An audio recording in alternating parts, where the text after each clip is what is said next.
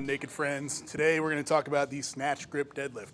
All right, the reason we're going to do these is to add some extra range of motion to your pull. It's going to help both your speed off of the floor and your lockout because you're having to hold that bar and make it travel a longer distance. So it's really actually good for helping that lockout as well. So first things, a couple things to account for. Hand position. There's no real universal thing. So there's no snatch grip police that are going to come out and say, oh, your index finger has to be outside the ring. Go where it's comfortable for you. You're going to have to kind of work within the limitations of your own mobility here. That being said, the wider you go, the better, but also don't go so wide that you end up putting yourself in a shitty position. You don't want to go wide for the sake of being wide, and then it turns into a crap movement that you're really not getting the benefits out of. You're getting more risk than reward. So take that part.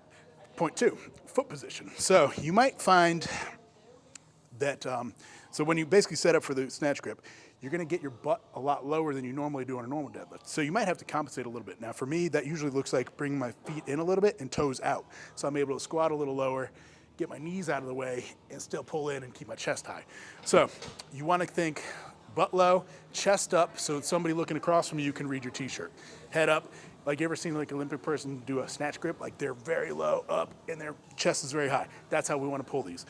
The biggest fault I want you to avoid is getting into his position and where you're pulling, and the first thing that happens is butt shoots up and then you're here. Because you're going to be a lot more compromised because we've increased the range of motion. So now if you're doing that through a worse range, through a worse movement pattern, you're really just kind of like setting yourself up for failure there. We want to avoid that. We want to keep the integrity of the movement good so that you're getting the benefit of it, and then all the, none of the negatives that could come with it. We're doing these to build your deadlift, to supplement your deadlift, and we're not doing these to max out your snatch grip. Not yet. We probably won't, but maybe we will. Who knows? So that being said, let's snatch grip deadlift. So my normal deadlift, I set up about the same. I usually might slide back a little bit. So I know I need to go toes out to compensate for my hip mobility. That's going to help me get in and drive my knees out. I can set up pretty much finger on the bar, wherever you need to do, like I said. So for me, I'm going to come in. I want to pull myself in a good position where looking across from me, I can look and get my head up. So I'm here. Straps are a good idea. This doesn't have enough knee straps, but you get the idea.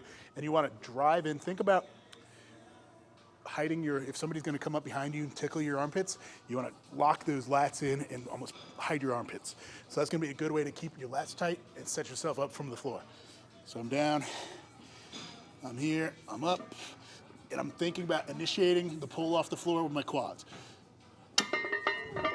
Drive hips to the bar.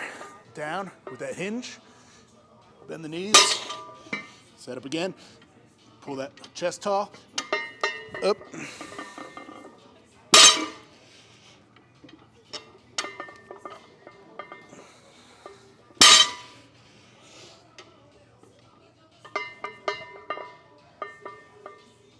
And that's it. So, like I said, butt low, chest high, drive off the floor with your quads.